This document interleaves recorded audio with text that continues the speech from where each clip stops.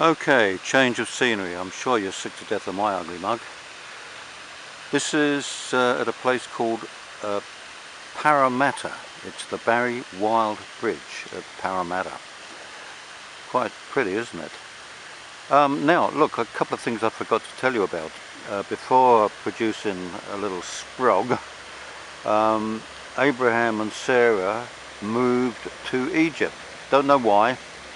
Bible doesn't tell us why, but they trekked quite a distance from wherever they were in Palestine into Egypt. And mind you, it wasn't called Palestine in those days, but let's not get too involved in political discussions. Sarah, as she was in those days, must have been quite a looker, because Abraham was worried that he asked her not to refer to him as her husband, because he said, "It may not go well for me." Now, what is meant by that, the Bible doesn't make clear, but obviously he was worried about something, and so she posed as his sister. And she must have been quite a looker, because the Pharaoh of Egypt took a shine to her. Now, think about that.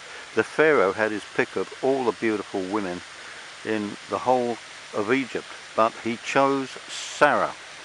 And Abraham, as he was in those days, prostituted his wife to the Pharaoh, and he made a fortune out of that.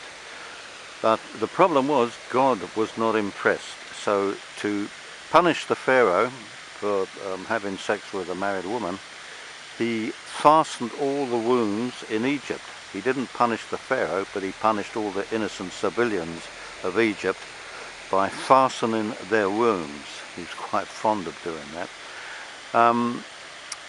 But even so,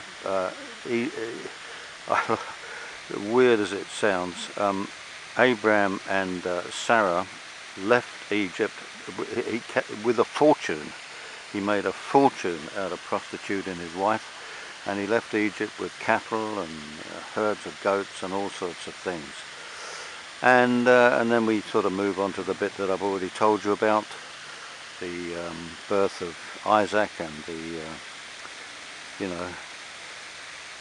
reprieve, where God says, "Fooled you, just playing around, just testing you,"